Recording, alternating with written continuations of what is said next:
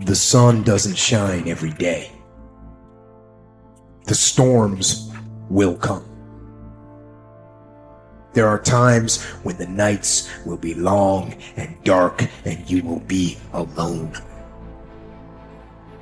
There will be times when the darkness seems to consume everything. But don't let it consume you. That's anxiety. Stop. You're not where you think you are. Your map isn't producing the desired outcome. It's wrong. What should you do? You don't know. Stop. Because if you don't know where to go, there's no point going anywhere. And then what? Prepare. That's anxiety. Stop. Prepare. Well, people hate that because, well, for obvious reasons. Prepare. For what? Everything. Very, very demanding psychophysiologically. And that's also something that's really worth knowing. It's like anxiety isn't just a psychological state that's unpleasant. It's like you're revved up and you're burning resources like mad. And you're in a biochemical state such that's optimized for quick action, but that's toxic if you inhabit it for any length of time. So not knowing what to do, that is not good. And it isn't just that it makes you feel bad. It's you're running your machinery faster than you can replenish it. For some reason, there is this facade that life should be full of happiness and without its suffering, which actually makes us suffer even more. Because when we get sad or something bad happens, we do not only feel bad about the thing itself, but we also feel bad because our life is not the way it is supposed to be. Not realizing suffering and sadness is just a part of life, and they're inevitable. Unless you learn your lesson, it will keep hurting. Not only it will never stop, it will also keep increasing the amount, so you won't get used to it.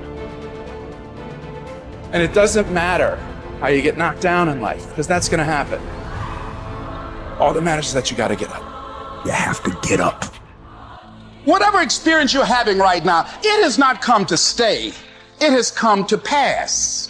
Sometimes you have to just back up and go within yourself and pray and meditate and recharge your batteries. Go away, clear your head, and then come back and look at it from a different vantage point.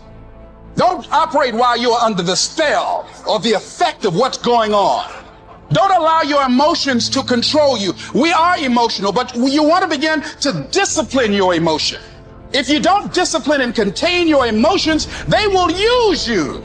You don't have to force yourself or motivate yourself to think negatively, to be depressed, to beat yourself up over the head, to feel loaded with guilt. You don't have to make any effort to do that. Your mind is on automatic. It will do that by itself. But if you want to begin to move into your own personal greatness, you've got to be willing to go against the tide. You've got to be willing to harness your will and say, in spite of this, I'm in control here. I'm not going to let this get me down. I'm not going to let this destroy me. I'm coming back. The same situation can either be perceived as a lead ball chained to your feet or as wings growing out of your shoulder blades. How you interpret the challenge is crucial to your success of overcoming it. Ultimately, it's never the challenges that matter, but how you perceive them. If you work at that which is before you, following right reason seriously, vigorously, calmly, without allowing anything else to distract you, but keeping your divine part pure, as if you should be bound to give it back immediately. If you hold to this, expecting nothing, fearing nothing, but satisfied with your present activity according to nature, and with heroic truth in every word and sound which you utter, you will live happy. And there is no one who is able to prevent this.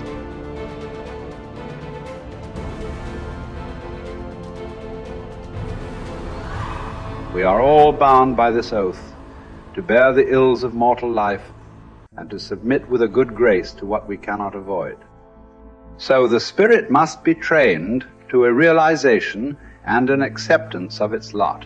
It must come to see that there is nothing fortune will shrink from. There's no ground for resentment in all this. We've entered into a world in which these are the terms life is lived on. If you're satisfied with that, submit to them. If you're not, get out, whatever way you please. The happy man, therefore, is he who can make a right judgment in all things.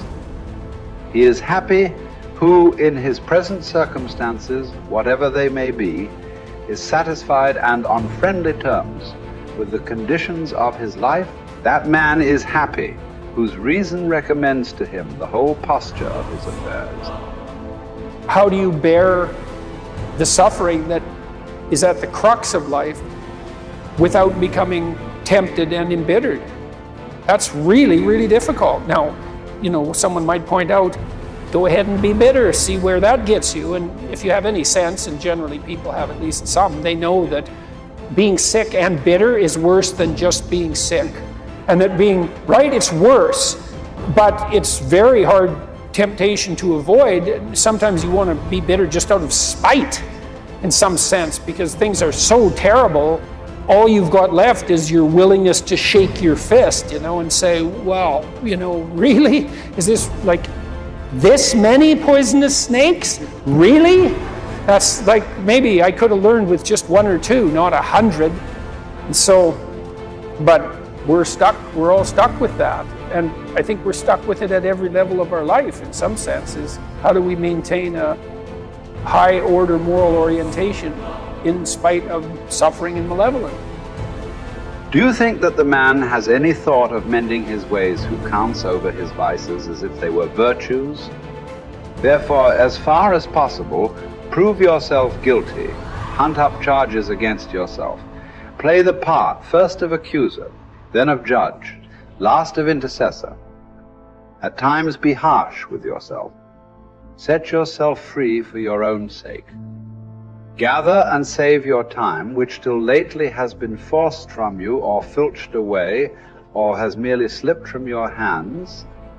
Make yourself believe the truth of my words. That certain moments are torn from us, that some are gently removed, and that others glide beyond our reach. The most disgraceful kind of loss, however, is that due to carelessness. Furthermore, if you will pay close heed to the problem, you will find that the largest portion of our life passes while we are doing ill, a goodly share while we are doing nothing, and the whole while we are doing that which is not to the purpose. What man can you show me who places any value on his time, who reckons the worth of each day, who understands that he is dying daily? For we are mistaken when we look forward to death. The major portion of death has already passed. Whatever years be behind us are in death's hands. We should not manifest surprise at any sort of condition into which we are born, and which should be lamented by no one, simply because it is equally ordained for all. Yes, I say equally ordained, for a man might have experienced even that which he has escaped. And an equal law consists not of that which all have experienced, but of that which is laid down for all. Be sure to prescribe for your mind this sense of equity. We should pay without complaint the tax of our mortality. If you're looking for certainty, the reality of suffering is certain. I mean, what do you accept as evidence above all else? That's a good question. That's a hard question. But I would say pain is up there. It's very difficult not to believe in the reality of your own pain. It's somewhat easier not to believe in the reality of other people's pain. That's not so easy either, but it's your pain seems to be undeniably real. And so it does beg a question, which is, if pain is undeniably real, is that which overcomes pain even more real? And I think that's, in some sense, that's the idea that lurks behind the idea of the resurrection.